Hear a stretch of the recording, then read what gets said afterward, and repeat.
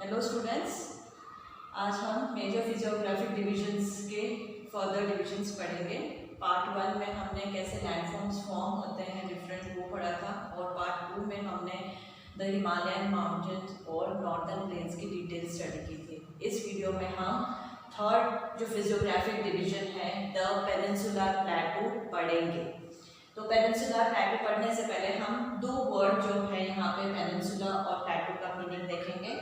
What do we mean by peninsula? Peninsula, an area of land that is surrounded by water. Yeah, that is the southern part of India is called peninsula. ये जो southern part है India का, इसे peninsula कहा जाता है क्योंकि यहाँ पर ये वेस्ट में अरेबियन सी, साउथ में इंडियन ओशन और ईस्ट में बे ऑफ बंगाल है। तो ये थ्री साइड्स जो है वो वाटर बॉडी से कवर्ड है, इसलिए the southern part of India is called peninsula. तो अब ये जो सदर्न पार्ट है ये ऐसा एरिया जो वाटर से सराउंडेड है from all the three side, इसलिए इसको पेनिनसुला कहा जाता है। Now coming to plateau. Plateau क्या होता है? An area of raised land that is flat on top, like this is a mountain, okay. Then valleys है, और वैलीज इतनी डीप नहीं होती है, शैलो होती है, और वापस there is a raised ground and like flat at the top, ठीक है। और इसको प्लेटू को टेबल लैंड भी कहा जाता है। So now this peninsular plateau is divided into two categories, Deccan Plateau and Central Highlands। अब ये आपका जो डेक्कन प्लेटू है वो जो है नर्मदा रिवर के साउथ का पार्ट है। जो नर्मदा रिवर के साउथ का जो पार्ट है वो डेक्कन प्लेटू कहा जाता है। ये ट्रायंगुलर इन शेप है, हम देख सकते हैं कि ये जो नीचे का पार्ट है वो ट्रायंगल है, इसलिए Deccan प्लेटू is a triangular shape. It lies to the south of river Narmada. To its east we find इस डेक्कन प्लेटू के ईस्ट में हम कुछ हिल्स देखते हैं, जैसे Mahadev hills, Kaimur hills and Maikal ranges. अब ये जो डेक्कन प्लेटू है वेस्ट में हाई होता है, और जैसे ये ईस्ट में आता है लो फॉर्मेशन इसकी होती है। दैट इज वाई जो भी रिवर्स है like Godavari, Krishna, Kaveri, these rivers इस प्रकार से होने से ये सारे रिवर्स जो है वो बे ऑफ बंगाल में ड्रेन करती है। अब डेक्कन प्लेटू जो नॉर्थ ईस्ट में, ठीक है, नॉर्थ ईस्ट में जो है वो स्टेट मेघालय फॉर्म होता है, और उसके मेघालय में आपके एक अरबी एंगलोंग प्लेटू भी प्रेजेंट है। इसके थ्री इंपॉर्टेंट रेंजेस हैं, आप देख सकते हैं यहाँ पर, वो है गैरो, खासी एंड जैंतिया हिल्स। ये थ्री हिल्स जो है वो डेक्कन प्लेटू के ईस्ट में है। Now coming to the central highlands, और central highland is also called as Malwa plateau, जो नर्मदा के नॉर्थ में है। हमने देखा जो डेक्कन प्लेटू है वो नर्मदा के साउथ में है, और जो सेंट्रल हाईलैंड है वो नर्मदा के नॉर्थ में है। अब इसके नॉर्थ वेस्ट में हम क्या देख सकते हैं? मालवा प्लेटू के या सेंट्रल हाईलैंड्स के अरावली हिल्स देखते हैं। It is wider in west, west की तरफ ये जो मालवा प्लेटू है, सेंट्रल हाईलैंड है, जो बहुत ही वाइड है, और जैसे ईस्ट में जाता है ये नैरो हो जाता है, यानी बहुत ही संकुचित इसका क्षेत्रफल हो जाता है। ईस्ट में ये प्लेटू जो है बुंदेलखंड और बागेलखंड के नाम से जाना जाता है, सेंट्रल हाईलैंड। और फर्दर ईस्ट में अगर हम जाते हैं तो वो छोटा नागपुर प्लेटू नज़र आता है। पेनिनसुलर प्लेटू के टू कैटेगरीज, डेक्कन प्लेटू और सेंट्रल हाईलैंड्स के बाद जो टू टर्म्स आते हैं इसमें, वो है द वेस्टर्न घाट्स और ईस्टर्न घाट्स। ये दोनों घाट्स जो हैं डेक्कन प्लेटू के एजेस को मार्क करते हैं। इस डेक्कन प्लेटू के एजेस में वेस्ट में आपके वेस्टर्न घाट है और ईस्ट में ईस्टर्न घाट है। अब जो वेस्टर्न घाट है उसका जो हाइट है वो है 900 to 1600 मीटर्स की। पेनिनसुलर प्लेटू की टू कैटेगरीज, सेंट्रल हाईलैंड और डेक्कन प्लेटू के बाद जो टू इम्पॉर्टेंट टर्म्स इसमें आते हैं वो है the western Ghat and the eastern Ghat. Western और ईस्टर्न घाट्स जो है डेक्कन प्लेटू के ये एजेस मार्क करते हैं, पैरेलल एजेस जो डेक्कन प्लेटू के हैं। वेस्ट का है वेस्टर्न घाट और ईस्ट का है ईस्टर्न घाट। वेस्टर्न घाट जो है ईस्टर्न घाट से हायर है, और ईस्टर्न घाट थोड़ा सा नीचे नैरोवर है। जो हाइट है ईस्टर्न घाट की वो है 900 मीटर टू 1600 मीटर। इस वेस्टर्न घाट पे जो हिल्स हैं, ठीक है, वो इम्पोर्टेंट हाईएस्ट पीक्स है। अनाईमुड़ी है जिसकी हाइट है 2695 मीटर, और डोडा बेटा जिसकी हाइट है 47 मीटर। और जो नेक्स्ट ईस्टर्न घाट है उसकी हाइट आपके है 600 मीटर। जो ईस्टर्न घाट है वो स्ट्रेच होता है महानदी वैली से लेकर साउथ के नीलगिरी हिल्स तक। अब यहाँ की जो फेमस हिल या हाईएस्ट पीक हम कह सकते हैं वो है महेंद्रगिरी ईस्टर्न घाट की। और शेवरॉय हिल्स और जावरी हिल्स भी यहाँ पर पाए जाते हैं। ईस्टर्न घाट्स आप देख सकते हैं, वेस्टर्न घाट्स तो कंटिन्यूस है, जबकि ईस्टर्न घाट्स के बीच में यहाँ पे गैप्स बनी गई है, ये इरेगुलर है, डिसकंटिन्यू है। इसलिए जो रिवर्स है मैंने पहले बताया था, जो सभी वेस्ट की जो रिवर्स है वो ईस्टर्न घाट्स के थ्रू ही ड्रेन होती है आपके बे ऑफ बंगाल में।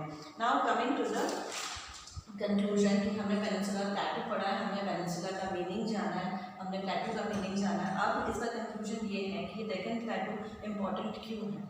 ये एक वॉल्केनिक ओरिजिन प्लेस है, इसलिए यहाँ पे इग्नियस रॉक फॉर्म होते हैं और igneous rock coming over of thousands और मिलियंस ऑफ ईयर्स से एक सॉइल फॉर्म होते हैं, वो है ब्लैक सॉइल। यहाँ पे ब्लैक सॉइल की मात्रा ज़्यादा पाई जाती है, इसलिए डेक्कन प्लेटू के एरिया को जहाँ पे ब्लैक सॉइल होती है वो डेक्कन ट्रैप के नाम से जानी जाती है।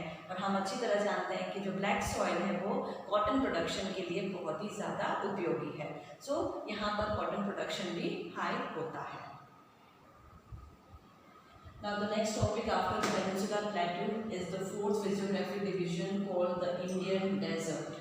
It lies to the western margin of Aravalli Hills. In the west we have the Aravalli mountain range और इसके west में जो आपका ये dotted part है वो आपके जो है इंडियन डेजर्ट है। It is Sandy area. हम जानते हैं डेजर्ट एक ऐसा प्लेस होता है जहाँ पे सैंड होता है, तो ये सैंडी एरिया है जहाँ पर सैंड ड्यून्स जो है रेत के टीले वो फॉर्म होते हैं विंड के थ्रू। यहाँ की जो रेनफॉल है बहुत ही लो है और 150 मिलीमीटर पर ईयर मार्क की जाती है। यहाँ का जो क्लाइमेट है एरिड है, यानी ड्राई क्लाइमेट है। यहाँ पे बारिश कम होने की वजह से वेजिटेशन भी ज़्यादा कुछ पाया नहीं जाता है। थॉर्नी प्लांट्स एंड ट्रीज यहाँ पर देख सकते हैं, like cactus, khejri trees and Luni river जो है वो ही एक जो सॉल्ट वाटर रिवर जो है वो फ्लो होती है इस रीजन में। After the great Indian desert हम पढ़ेंगे the fifth physiographic division of India, that is the coastal plains. Coastal area वो एरिया होता है एक्चुअली यहाँ पर समुद्री तट का किनारा जो होता है, एजेस जो होते हैं उसे कोस्टल एरिया कहते हैं। तो जो कोस्टल प्लेन्स है वो टू कोस्ट में डिवाइड है, western coast and eastern coast. First western coast की स्टडी करेंगे। It is between western Ghats and Arabian sea. ये आपका वेस्टर्न घाट है, ठीक है, इसके बीच में और अरेबियन सी के ये बीच में जो एरिया है वो है आपका वेस्टर्न कोस्ट। अब ये वेस्टर्न कोस्ट के 3 सेक्शंस हैं, नॉर्दर्न, सेंट्रल और southern. Northern, central, southern. Northern part का इस कोस्ट को कोंकण कोस्ट कहते हैं, जो मुंबई टू गोवा का एरिया है। जो मुंबई टू गोवा का स्ट्रेच है उसे कोंकण कोस्ट कहते हैं। सेकेंड जो सेंट्रल कोस्ट है, जो सेंट्रल पार्ट है उसे कर्नाटक के सामने वाला जो एरिया है, प्लेन एरिया, वो है कन्नड़ कोस्ट, ठीक है। और जो सदर्न स्ट्रेच है, after Konkan we have Kannada and below the Kannada we have the Malabar coast opposite to Kerala. So these are the 3 sections of Western Ghat, western coast, जो वेस्टर्न घाट्स और अरेबियन के सी के मध्य में है। और ये 3 पार्ट्स में डिवाइडेड, 3 सेक्शन में। First part Mumbai to Goa is Konkan coast and the second part is Kannada coast and the third is Malabar coast. Now coming to the eastern coast. After western coast we have eastern coast. Eastern coast जो है वो बे of Bengal और eastern Ghats के middle का area है। और जो ये ईस्टर्न घाट भी वेस्टर्न घाट जैसे 3 सेक्शंस में डिवाइड है, वैसे ही ईस्टर्न घाट भी जो है 2 सेक्शंस में डिवाइड है, northern and southern. Northern part of eastern Ghat और eastern coast is called as northern circle coast और जो सदर्न पार्ट है वो कहलाता है आपका Coromandel coast. See here northern circle and here is Coromandel coast. ये यहाँ पर 3 मेन नदी जो है, Mahanadi, Godavari, I am sorry 3 नहीं 4, महानदी, गोदावरी, कृष्णा, महानदी, गोदावरी, कृष्णा, कावेरी जो है वो एक डेल्टा फॉर्म करती है। सी नो यहाँ पर जो है डेल्टा फॉर्म करती है और डेल्टा का मतलब ये होता है जैसे ये मेन रिवर है, मेन रिवर जब फ्लो होकर नीचे की ओर आती है फिर वो डिस्ट्रीब्यूट हो जाती है अदर स्मॉल स्मॉल रिवर्स में। जैसे मैंने आपको प्रीवियस वीडियो में बताया था कि जो मेन रिवर से जो पानी फ्लो होता है वो हाई स्पीड में होता है, यंग होता है, और जैसे वो मिडिल में आता है यहाँ पर वो यंग होगा, और जैसे ही मिडिल में आएगा उसकी स्पीड जो है वो लो हो जाएगी, और जब वो नीचे जाएगा तो यहाँ पर वाटर क्या होता है, स्टैग्नेट हो जाता है, स्लो हो जाता है, ओल्ड हो जाता है, जिससे वो क्या करता है, छोटी छोटी अदर पार्ट्स में डिस्ट्रीब्यूट हो जाता है। और जब रिवर जो है माउंटेन से फ्लो होती है, अपने साथ सिल्ट, पेबल्स, रॉक्स और सॉइल लेके आती है, और यहाँ पर जो है वो उसे जमा कर देती है। तो ये एरिया, ये ट्रायंगुलर एरिया जो है वो डेल्टा कहलाता है। तो ये 4 जो रिवर्स है उससे यहाँ पर जो है ईस्टर्न कोस्ट में डेल्टा फॉर्म होता है। और हमारे वर्ल्ड का सबसे बड़ा delta we have already know that it is Sundarban delta which is formed in Bangladesh and West Bengal. So lake Chilka जो है वो ईस्टर्न कोस्ट का जो है, यहाँ पर आपकी लेक चिल्का है ये उड़ीसा में है, और ये ईस्टर्न कोस्ट का इंपॉर्टेंट फीचर है। The sixth and the last major physiographic division of India is the islands.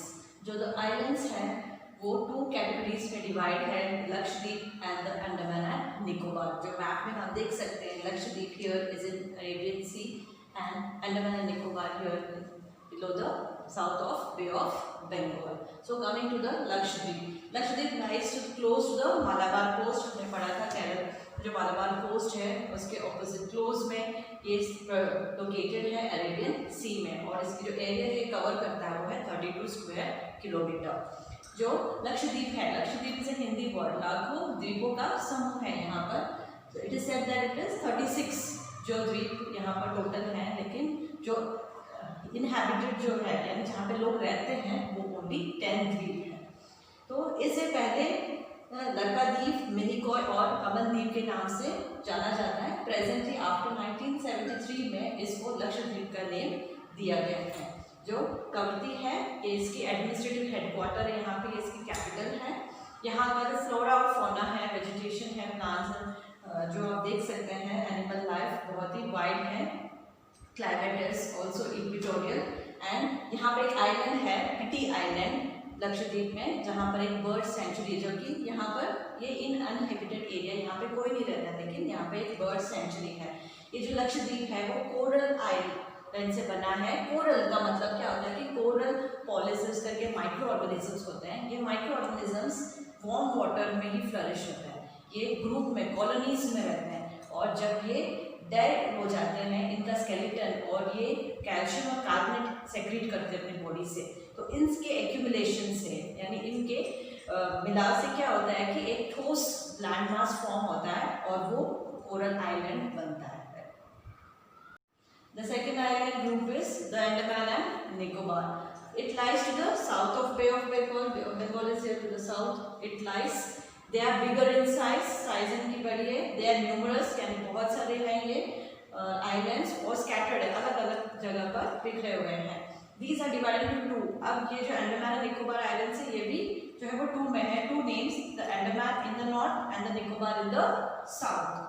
So formed by, अब कहा जाता है कि जो अंडमान और निकोबार आइलैंड्स हैं ये सबमरीन माउंटेन्स के थ्रू सी के अंदर जो स्ट्रेस हुआ है उससे रॉक्स और सिल्ट इन सब सॉइल से फॉर्म हुआ है, और पानी के अंदर से ये उभरा हुआ एलिवेटेड पॉइंट है, इसलिए इसको सबमरीन माउंटेन्स के थ्रू डेवलप फॉर्म हुआ है ये बताया जाता है। यहाँ पे गुड फ्लोरा और फौना है, गुड वेजिटेशन वाइल्ड लाइफ पाई जाती है, थिक फॉरेस्ट है, यहाँ पे क्लाइमेट इक्वेटोरियल है क्योंकि इक्वेटर के क्लोज में है।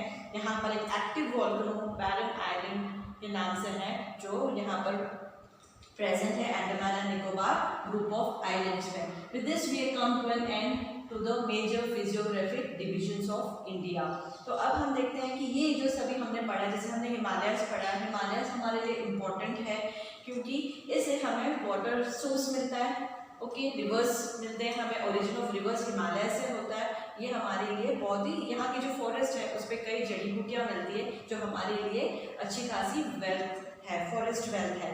सेकेंड हमने पढ़ा था यहाँ पर northern plains are known as food basket and plus they are the granaries of our country. यहाँ ज़्यादा से ज़्यादा क्या होता है कि ग्रोथ क्रॉप्स की ग्रोथ होती है क्योंकि we know that the soil is very fertile. और इसके साथ साथ हमारे जो ओल्ड सिविलाइजेशंस हैं ये कहा जाता है कि वो नॉर्दर्न प्लेन्स में ही स्टार्ट हुए हैं। थर्ड हमने पढ़ा है प्लेटू, जो प्लेटू डेक्कन प्लेटू और सेंट्रल हाईलैंड्स, ये हमारे जो है मिनरल्स का स्रोत है। बहुत सारे मिनरल्स हमें यहाँ पे डेक्कन में पाए जाते हैं जिससे इंडस्ट्रियलाइजेशन जो है वो डेवलप होती है। उसके बाद हमने पढ़ा है कोस्टल रीजन्स, जहाँ पर फिशिंग और जो पोर्ट्स होते हैं, बंदरगाह होते हैं, वो डेवलप किए जाते हैं। और ये सभी डिविजन्स जो है हमारे कंट्री के डेवलपमेंट के लिए इम्पोर्टेंट है।